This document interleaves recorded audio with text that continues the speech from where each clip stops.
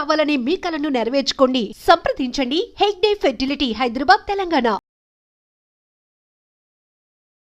నమస్తే, welcome back to IT media. నేను మీ ఝాన్సీ. అందంగా కనిపించాలి అనుకున్నప్పుడు మన హెయిర్ అనేది చాలా ఇంపార్టెంట్గా మనం తీసుకుంటాం. ఎన్నెన్నో హెయిర్ ప్యాక్స్ ట్రై చేస్తూ ఉంటాము. యూట్యూబ్లో ఏ కొత్త వీడియో వచ్చినా మనం ట్రై చేస్తూనే ఉంటాం. కానీ దానివల్ల ఎంత ప్రయోజనాలు ఉంటాయి మనకి? చాలామంది సప్లిమెంట్స్ యూస్ చేస్తూ ఉంటారు. లైక్ జుట్టు ఊడిపోకుండా ఉండడానికి, మరీ ముఖ్యంగా గ్రే హెయిర్ త్వరగా చిన్న వయసులోనే జుట్టు తెల్లగా అవ్వడము, లేకపోతే మనం ఆఫీస్కి వెళ్ళినప్పుడు సడన్గా ఎప్పుడైనా ఒక హెయిర్ తెల్లగా కనిపిస్తారే అప్పుడే నాకు వైట్ హెయిర్ వచ్చింది అని బాధపడుతూ ఉంటారు. మరి ఇలా సప్లిమెంట్స్ యూజ్ చేయకుండా మన ఆయుర్వేదంలో ఎలాంటి చిట్కాలు ఉన్నాయో ఈరోజు తెలుసుకుందాం. ప్రస్తుతం అంతా ఉన్నారు ఆయుర్వేద వైద్యులు ప్రొఫెసర్ ఇంకా డాక్టర్ టి వేణుగోపాలరావు గారు. వారితో మాట్లాడి ఈరోజు ఒక మంచి చిట్కా అయితే తెలుసుకుందాం. నమస్తే సార్. నమస్తే మేడం. సార్, చాలా మంది జనరల్గా వైట్ హెయిర్ రావడం అనేది చాలా పెద్ద ఇష్యూగా ఫీల్ అవుతూ ఉంటారు. అరే, ఈ ఏజ్లోనే నాకు వైట్ హెయిర్ వచ్చిందా, ఎందుకు వచ్చింది? లైక్ దానికి చాలా కారణాలు ఉండొచ్చు. మరి మన ఆయుర్వేదంలో ఈ సప్లిమెంట్స్కి ధీటుగా పనిచేసే ఆయుర్వేద చిట్కాలు ఈరోజు మాకు చెప్పండి. తప్పకుండా అమ్మా. సో మనకి ముఖ్యంగా ఒక మనిషి అందంగా కనబడడానికి, ఒక సెల్ఫ్ రెస్పెక్ట్తో ఫీల్ కావడానికి అపియరెన్స్ అనేది, ఫిజికల్ అపియరెన్స్ వెరీ ఇంపార్టెంట్ చెప్తారు కదా. సో ఒక మనిషిని చూడగానే ఫస్ట్ ఫేస్తో పాటు మనకు కనపడేది ఏంటంటే హెయిర్ స్టైల్. సో ఈ హెయిర్ సమస్యలతో బాధపడే వాళ్ళకి సెల్ఫ్ కాన్ఫిడెన్స్ కూడా తగ్గుతుంది, మీకు తెలుసు కదా. సో అయితే చాలా మంది మీరు అన్నట్టు ఇంటర్నెట్లో అక్కడ ఇక్కడ రకరకాల ప్రయత్నాలు చేస్తుంటారు. అవి హెయిర్ ఆయిల్స్ తెప్పించుకుంటారు, లేకపోతే సీరం అని, హెయిర్ సీరం, షాంపూస్ అని, ప్యాక్స్ అని, ఏవో రకరకాలుగా వాడుతూనే ఉంటారు. ఇక్కడ అందరికి చెప్పాల్సింది ఏంటంటే, ఇక్కడ సమస్య జుట్టుది కాదు, సమస్య శరీరంలో ఉంది. మీకు చిన్న ఎగ్జాంపుల్ చెప్తాను. మనకి ఈ రూమ్ ఉంది అనుకోండి, ఈ రూమ్ లో ఒక పక్కకు చెత్త ఉంది, రూమ్ అంతా వాసన వస్తుంది. మనం చేయాల్సిన పని ఏంది? ఆ చెత్త తీసి బయట పడేయాలి. అంతే తప్ప ఆ వాసన కొరకు రకాల స్ప్రేలు వాడడం, ఇంకేదో డిస్ఇన్ఫెక్షన్స్, ఇంకేదో వాడడం, లేకపోతే ఇంకేమో చేయడం కాదు కదా. ఒక 10 minutes రిలీఫ్ ఇస్తదేమో, but end of the day అది క్లీన్ చేసినప్పుడే బాగుంటది. సో మీరు వాడే ఆయిల్స్ కూడా అదే అంతే అన్నమాట. హెయిర్ ప్యాక్స్ కానీ, హెయిర్ సిరమ్స్ కానీ అదే అన్నమాట. ఓకే. ఇక్కడ ఆయుర్వేద శాస్త్రం ప్రకారం, ఆయుర్వేద సిద్ధాంతం ప్రకారము ఈ జుట్టు రాలడం అనే సమస్యకి వాత దోషము, పిత్త దోషము, ఈ 2 రకాల దోషాలు కారణం అన్నమాట. ఓకే. సో వీటిని బ్యాలెన్స్ చేసే ఫుడ్ ఐటమ్, లేకపోతే ఒక మూలికా యోగం ఆయుర్వేదంలో బ్రహ్మాండంగా చెప్పారు అనమాట. అసలు చాలా మందికి తెలియదు. సార్ ఎంతసేపు ఈ హెయిర్ ఆయిల్ ఇవ్వండి, చెప్పండి, ఈ చిట్కా చెప్పండి, ఆ చిట్కా చెప్పండి, మందారమాకు, తర్వాత భృంగరాజు ఇది ఎక్స్టర్నల్ చాలా మంది తెలుసు, నేను చెప్తాను దాని గురించి. తర్వాత ఇంకేదో ఒక రకరకాల ఆయిల్స్ అవి తయారు చేసేటి అన్ని చూపిస్తూ ఉంటారు, వాడుతూ ఉంటారు. తగ్గే వాళ్ళకి తగ్గుతుంది, ఎక్కువ వాళ్ళకి ఎక్కువ అవుతుంది, అసలే పని చేయని వాళ్ళకి ఎంతో మంది ఉంటారు. కానీ ఇక్కడ మనకి మీరు ఏదైనా ఎక్స్టర్నల్గా ఏమన్నా చేయండి, నేను దానిని ఏమన్నా నేను వాడుకో, నో ఇష్యూ. కానీ ఎక్స్టర్నల్ కంటే కూడా ఇంటర్నల్గా మనకి ఈ దోషాలను బ్యాలెన్స్ చేయడం అనేది అత్యంత ముఖ్యమైన అవసరం. ఎందుకంటే ఆయుర్వేదంలో ఏమని చెప్పారంటే, క్రోధ శోక శమాకృత శరీర ఉష్మ ఊర్ధ్వగత అని చెప్పారనమాట. అంటే సో ఆ రెమెడీ అనేది దానికి ఎందుకు చెప్పారు, ఆ రెమెడీ వల్ల ఎటువంటి ఉపయోగాలు నేను తర్వాత చెప్తాను. ముందు చాలా మంది ఈగర్ గా వెయిట్ చేసేది ఏంటంటే రెమెడీ ఏం చెప్తారు. దీనికి ఏం చేయాలంటే, దీనికి 3 మూలికలు అవసరం అమ్మా. ఒకటి రాసుకోండి, చాలా మందికి గుర్తు మళ్ళీ చూడాలని, లేకపోతే మీరు రాసుకొని పెట్టుకోవచ్చు. చాలా సింపుల్, 3 ఓన్లీ, దీంట్లో ఉండే 3. ఒకటి భృంగరాజ్, గుంట గలిజేరు, తెలుగులో గుంటగలగరాకు, లేకపోతే గుంటగలగర అనే అంటారు. కొంతమంది కొన్ని చోట్ల గుంట గలిజేరు అంటారు. భృంగరాజు దీని పేరు, చాలా మందికి తెలుసు, పొలాలలో పెరుగుతుంది. మీరు వీలైతే, మీకు ఓపిక ఉంటే, మీకు ఇంట్రెస్ట్ ఉంటే కలెక్ట్ చేసుకోండి. కలెక్ట్ చేసుకొని నీడనే ఎండించాలి, సమూలం అంటే విత్ రూట్ మొత్తం, టోటల్ గా ప్లాంట్ మొత్తం, మొక్క మొత్తం తీయాలన్నమాట. ఇది ఎందుకంటే మామూలుగా ఇది కొన్ని పొలాలలో ఇది కలుపు మొక్కలాగా పెట్టి తీసి పడేస్తారు పక్కకి, దొరికే చోట చాలా ఎక్కువ దొరుకుతుంది. ఇది కలుపు మొక్కలాగా అనమాట. కొన్ని అంటే చాలా వరకు పొలాలనే పెరుగుతుంది, ఇది కలుపు మొక్కలాగా పెరుగుతుంది. ఈ కలుపు తీసి పక్క పడేస్తారు, దానికి ఏం వాల్యూ ఇయ్యరు అనమాట. సో అలా మీరు దాన్ని కలెక్ట్ చేసుకొని, శుభ్రం చేసుకొని, నీడన ఆరబెట్టుకోండి. ఓకే మంచిగా అంటే గాలి బాగా తాగాలి, నీడ నారాలన్నమాట. నీడ నాడితే ఆ గ్రీనిష్ నెల్స్ అట్లే ఉంటుంది అన్నమాట దాంట్లో. విత్ రూట్ అంటే మనకి భృంగరాజ సమూలం అని చెప్పారు. సమూలం అంటే విత్ రూట్ అనమాట. ఓకే బాగా డ్రై అయిన తర్వాత పౌడర్ చేసి పెట్టుకోండి. ఓకే, ఇది ఒక ఇంగ్రీడియంట్. రెండవది నల్ల నువ్వులు. నల్ల నువ్వులు అందరికీ తెలుసు. కాకపోతే ఇక్కడ ఏంటంటే ఈ మధ్య మనకి నల్ల నువ్వులు అంటే జెట్ బ్లాక్ ఉండవు అమ్మా ఇప్పుడు. కానీ చాలా మంది అనుకుంటారు జెట్ బ్లాక్ ఉండేటి నల్ల నువ్వులు అంటారు. అవి కలర్ వేసినాయి, అట్లనే దొరుకుతున్నాయి కదా ఆ దొరికేటి అన్ని రంగేసినాయి. అయ్యో ఓకే, అవి తెచ్చుకొని మన ఆరోగ్యం పాడు చేసుకుంటున్నామంటారా? నల్ల నువ్వులు అంటే నిజానికి కొంచెం రాగి రంగులో ఉంటాయి అన్నమాట. ఓకే, తెల్లవి కాకుండా కొంచెం రాగి రంగులో ఉండేటి నల్ల నువ్వులు. మీకు దాదాపుగా ఇప్పుడు ఈ పూజా స్టోర్స్ లో అక్కడ ఇక్కడ దొరికేటి అన్ని కూడా నల్ల నువ్వులు, రంగేసిన నల్ల నువ్వులు. ఎంత నల్లగా ఉంటే అంత మంచి అనేది మనం మైండ్ లో ఫిక్స్ చేసింది అనమాట. అది తప్పదు. నల్ల నువ్వులు అంటే మామూలుగా రాగి కలర్ లో ఉంటాయి. అవి మీరు తెచ్చుకొని పొడి చేసుకోండి. ఓకే, భృంగరాజు కూడా మీరు పొడి చేసి పెట్టుకోండి. ఎండిన తర్వాత మిక్సీలో పొడి చేసుకోవచ్చు. మంచిగా జల్లడ పట్టేసి మెత్తడి పొడి చేసుకోండి. అదేవిధంగా నల్ల నువ్వులను కూడా మెత్తగా దంచండి. అది పొడి కాదు, పక్కకు పెట్టేసుకోండి. బాగా దంచేసి పెట్టుకోండి. తర్వాత ఉసిరికాయ, ఎండించిన ఉసిరికాయ. మామూలు ఉసిరికాయ పొడి దొరుకుతుంది, లేకపోతే ఉసిరికాయ ముక్కలు దొరుకుతాయి డ్రై. మీకు ఓపిక ఉంటే అది తెచ్చుకొని పొడి చేసుకొని, లేకపోతే డైరెక్ట్ మీరు ఉసిరికాయ పొడి తెచ్చుకోవచ్చు. No issue. మీకు ఇక్కడ ఆయుర్వేదిక్ షాప్ లో ఉసిరికాయ దొరకని తెలియని వాళ్ళు ఉండరు, దొరకని అదే ఉండదు, తెలియదు. చాలా ఈజీగా దొరుకుతుంది. అయితే దీని రేషియో ఎట్లా, ఫస్ట్ మీరు రాసుకోండి. భృంగరాజు సమూలం పొడి ఇంతకుముందు మనం చెప్పుకున్నాం కదా, సో అది ఒక భాగం. ఓకే, రెండవది ఉసిరికాయ, ఇది అర్ధ భాగం. తర్వాత మూడవది నల్ల నువ్వులు, ఇవి అర్ధ భాగం. ఓకే, ఫర్ ఎగ్జాంపుల్ తో నేను చెప్తాను మీకు. ఉదాహరణకి 200 గ్రాముల భృంగరాజు పొడి, దానికి 100 గ్రాముల నువ్వుల పొడి, 100 గ్రాముల ఉసిరి పొడి, ఇవన్నీ ఎంత అయినాయి? 400 గ్రామ్స్ అయినాయి. ఈ 400 గ్రామ్స్ కి సమానంగా బెల్ల పొడి కలపండి. బెల్లం. ఓకే, సో బెల్లం ఇష్టం లేని వాళ్ళు షుగర్ పొడి కలపండి. అంటే మిశ్రి పొడి, కలకండ అంటారు కదా, ఆ పొడి కలిపేసుకొని మంచిగా దాన్ని మిక్స్ చేసేయండి. ఎందుకంటే నువ్వులు కొద్దిగా మెత్తగా ఉంటాయి కదా, దాంట్లో ఆయిల్ కంటెంట్ ఉంటుంది కాబట్టి అది పొడి కాదు. ఇవన్నీ కలిపినప్పుడు పొడి అవుతుంది అనమాట. ముందు భృంగరాజు పొడికి నువ్వుల పొడి కలిపి బాగా నూరండి. సో ఆ మనకి ఆ నువ్వులలో ఉండే ఈ ఆయిల్ కంటెంట్ అంతా భృంగరాజుకి అంటుకుంటుంది. తర్వాత ఉసిరి పొడి కలపండి. సో ఇంకా అది డ్రై అవుతుంది అనమాట, మీకు ఓవరాల్ గా పొడి అవుతుంది. ఇదంతా అయిన తర్వాతనే మీరు బెల్ల పొడి కలపండి. బాగా కలిసిన తర్వాత మీకు వీలైతే ఉండలు చేయగలిగితే ఉండల్లాగా చేయండి. ఎంత సైజు అంటే మామూలుగా ఒక 1/2 గ్రామ్. అంటే మనకి ఉదాహరణ చెప్పాలంటే రేగుకాయ ఉంటుంది కదా, చిన్న రేగిపండు అంతా చేసుకోండి. అలా చేసుకోండి. లేదు అంటే దీని మోతాదు ఎట్లా అంటే 1/2 టీ స్పూన్ నుంచి 1/2 టీ స్పూన్. ఉదయం పూట పరగడుపున బ్రష్ చేసుకున్న తర్వాత ఏమి తినక ముందు ఒక ఉండ వేసుకోండి, లేకపోతే 1/2 టీ స్పూన్ నుంచి 1/2 టీ స్పూన్ నోట్లో వేసుకొని కొంచెం గోరువెచ్చని నీళ్ళు తాగండి. ఎందుకంటే దీంట్లో నువ్వులు ఉంటాయి కాబట్టి కొంచెం డైజెషన్ కావడానికి ఇబ్బంది. సో కొంచెం గోరువెచ్చని నీళ్ళు తాగేసేయండి. తాగిన తర్వాత 1 గంట వరకు ఏం తీసుకోకండి. ఇది ఒక మెడిసిన్ లా తీసుకుంటున్నాం సార్. మెడిసిన్ లా సప్లిమెంట్ కదా ఇది, మెడిసినల్ సప్లిమెంట్. ఎందుకు? మనం వాత దోషము పిత్త దోషాన్ని రెండింటిని తగ్గించే మెడిసిన్. అది కూడా ఇది తగ్గిస్తూ మనకి హెయిర్ మీద ఎఫెక్ట్ ఉండే విధంగా మన పూర్వీకులు, మన భైషజ్య రత్నావళి అని ఒక బుక్ ఉందన్నమాట. అది 12th సెంచరీలో రాసిన బుక్ అనమాట అది. సో దాంట్లో ఉందన్నమాట యోగం, భైషజ్య రత్నావళి, యోగ రత్నాకరం, బసవరాజీయం, ఇలాంటి పురాతన ఆయుర్వేద గ్రంథాల్లో చెప్పింది. ఇది నా ఫార్ములా కాదు, మన పూర్వీకులు, మన మహర్షులు, ఆయుర్వేద మహర్షులు చెప్పింది అనమాట ఇది. దాన్ని నేను మీకు వాడుకలోకి తీసుకురావడానికి మీకు చెప్తున్నాను అనమాట. ఇంకొకటి, వాడే విధానం మీద క్లారిటీ వచ్చింది కదా. సో ఎంతకాలం వాడాలి? Second question. ఎన్ని రోజులు వాడాలి?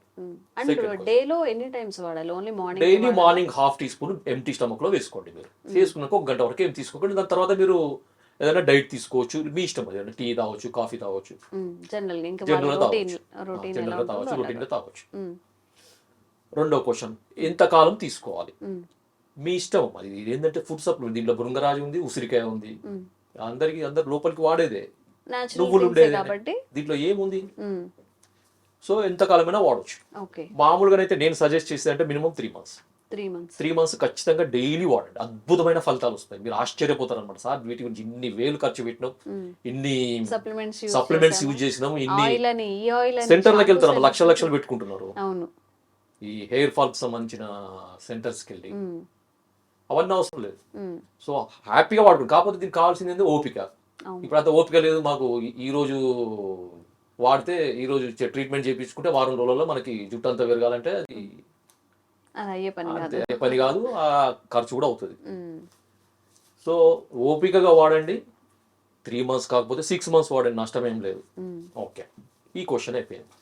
ఇంకో క్వశ్చన్ చాలా మందికి ఏంటంటే, సార్ దీనికి ఏమైనా పథ్యం చేయాలా, దీనివల్ల సైడ్ ఎఫెక్ట్స్ ఉంటాయా? ఉమ్, ఎందుకంటే నాగరికి కొన్ని వేల మంది నేను ఇప్పటివరకు నాకు అంటే చూశాను కదా అడిగే వాళ్ళని. ఉమ్, సో వాళ్ళందరూ అడిగేది ఏంటంటే, దీనివల్ల సైడ్ ఎఫెక్ట్స్ ఏమైనా ఉంటాయా? ఉమ్. మీరే ఆలోచించండి. అసలు దీంట్లో side సైడ్ effects ఎఫెక్ట్స్ రావడానికి వచ్చే అవకాశం things ఏం ఏమి? లేవు బెల్లం కదా. సైడ్ ఎఫెక్ట్ వస్తుందా? ఉమ్. నువ్వుల వల్ల నువ్వుల సైడ్ వల్ల ఎఫెక్ట్ side వస్తుందా? effect రాదు. ఉసిరికాయ ఉసిరికాయతో ఇంకా సైడ్ చాలా ఎఫెక్ట్ సి వస్తుందా? విటమిన్ వస్తుంది, మంచి మురుగురాజుతో పోషక- సైడ్ ఎఫెక్ట్ వస్తుందా? అవును. కదా, అన్ని న్యాచురల్ గా Natural. ప్రకృతి పరంగా వచ్చాయి కాబట్టి. అంతే. సో దానివల్ల సైడ్ ఎఫెక్ట్స్ సమస్య లేదు, మర్చిపోండి మీరు. ఓకే, సెకండ్ వచ్చేసి పథ్యం ఏమైనా చేయాలి దీనికి. అంటే ఇవి తీసుకున్నప్పుడు వేరే వేరే ఏమైనా పథ్యం స్పెషల్ గా ఏమైనా ఫుడ్ అవాయిడ్ చేయాలా?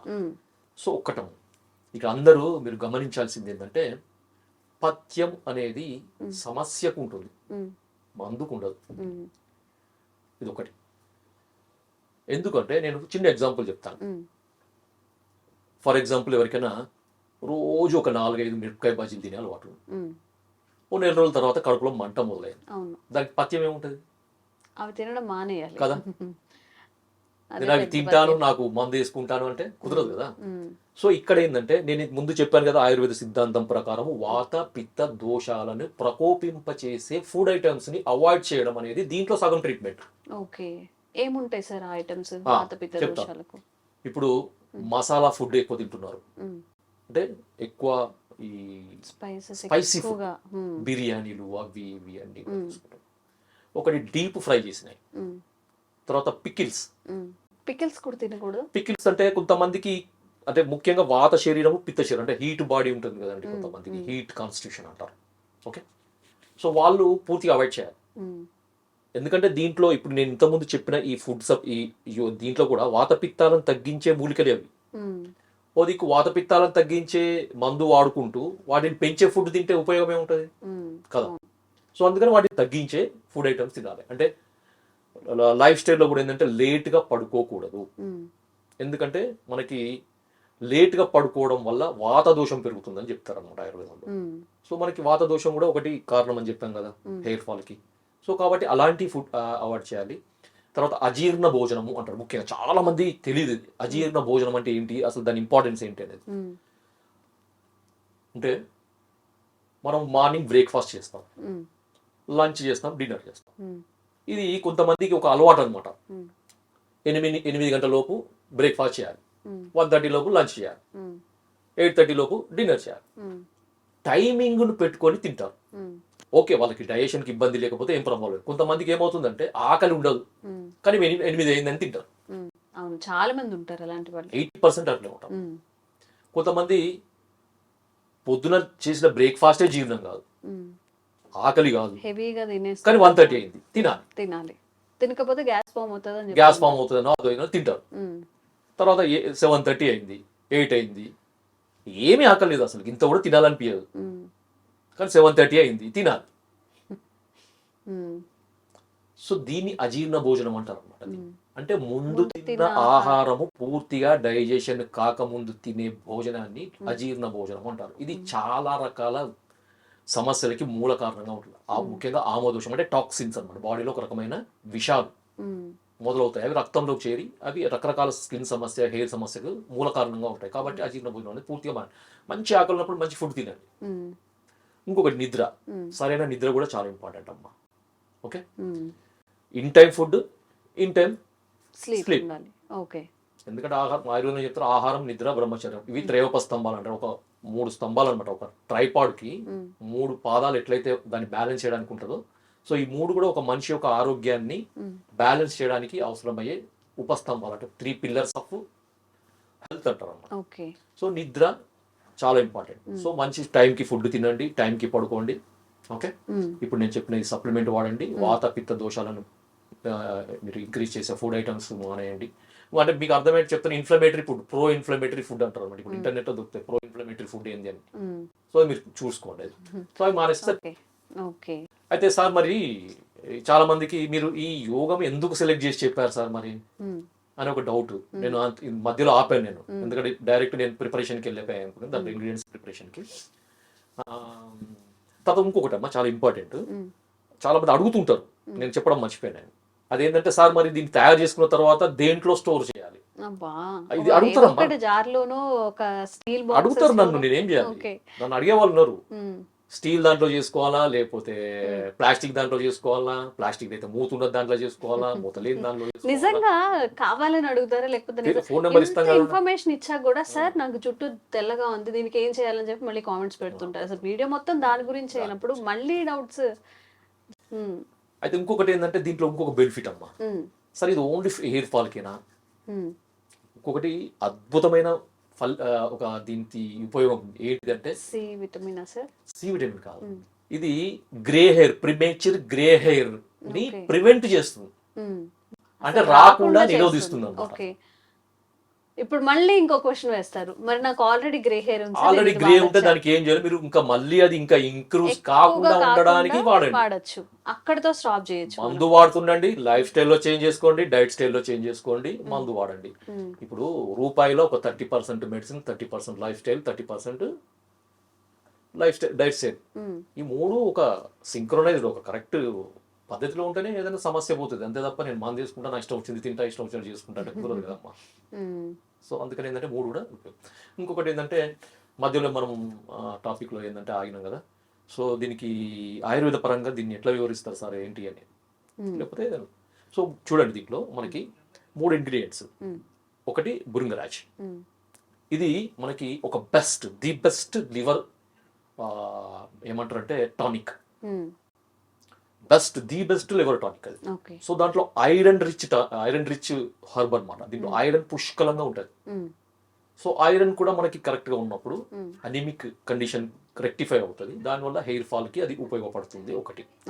తర్వాత మనకి ఈ లివర్ ఫంక్షన్ అనేది కరెక్ట్ గా ఉన్నప్పుడు మనకి మిగతా బాడీలో ఉండే మెటబాలిజం కూడా కరెక్ట్ గా ఉంటుంది, ఎందుకంటే అబ్జార్ప్షన్ మనం తీసుకునే ఫుడ్ నుంచి సప్లిమెంట్ మనకి న్యూట్రిషనల్ వాల్యూస్ న్యూట్రిషన్స్ మనకి శరీరానికి అందాలంటే లివర్ ఫంక్షన్ బాగుండాలి.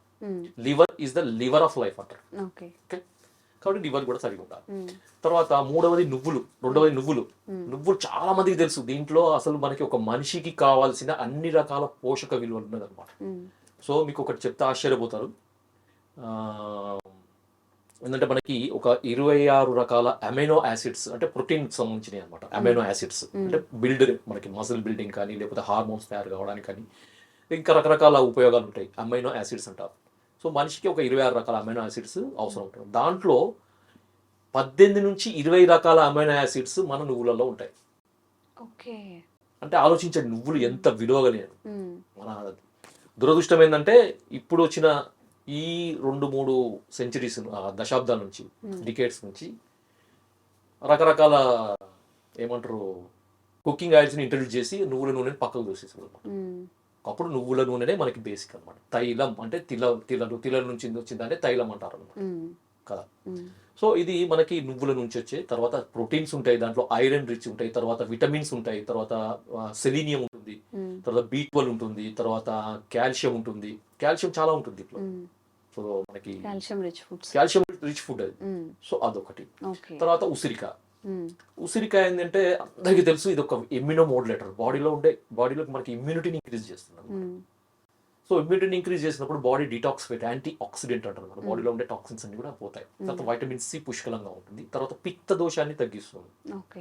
నువ్వులు వాత దోషాన్ని తగ్గిస్తాయి, వాత పిత్త దోషాలను భృంగరాజు తగ్గిస్తుంది. తర్వాత పిత్త దోషాన్ని ఇది ఉసిరికాయ తగ్గిస్తుంది. కాబట్టి 2 రకాల దోషాలు బ్యాలెన్స్ అవుతాయి అనమాట. ఎందుకు అంటే ఇంతకుముందు చెప్పాను కదా నేను మీకు, క్రోధ శోక శమాకృత శరీరోష్మ ఊర్ధ్వగత కేశాన్ పచతి పిత్తం. ఓకే, సో దీనికి అర్థం ఏంటంటే క్రోధము, ఇంతకుముందు లైఫ్ స్టైల్ చేంజ్, కోపం, ఊరికి ప్రతిదానికి కోపం, చిరాకు, కోపము, తర్వాత రెస్ట్లెస్నెస్, ఇది ఒకటి. శోకము అంటే ఊరికే ఏడ్చుకుంటూ ఉండడం, లేకపోతే బాధపడుకుంటూ ఉండడం, లేకపోతే అసూయ కూడా ఒక రకమైన శోకం కిందికి వస్తుంది. అవతల ఇతరుల మీద ఏడవడం, లేదు అంటే చదువు సరిగా కాలేదనో, చదువు ఇన్ టైం కాలేదనో, లేకపోతే పని ఇన్ టైం కాలేదనో, లేకపోతే జాబ్లో పోయినప్పుడు ఏదో రకమైన చింత అనమాట. శోకం అంటే బాగా మైండ్కి స్ట్రెయిన్ కలిగించే యాక్టివిటీస్ అన్నమాట. క్రోధ, శోక, శ్రమ అంటే మనకు తాహతు మించి, మన శరీర శక్తికి మించి పనిచేయడం, కష్టపడడం, పనిచేయడం. కొంతమంది చేస్తున్నారు అర్ధరాత్రి దాకా పని చేస్తున్నారు. ఎప్పుడో ఇంత తింటారు, పడుకుంటారు, 1 గంట పడుకుంటారు, మళ్ళీ 2 గంటలు పడుకుంటారు, మళ్ళీ లేచి మళ్ళీ పని చేస్తారు.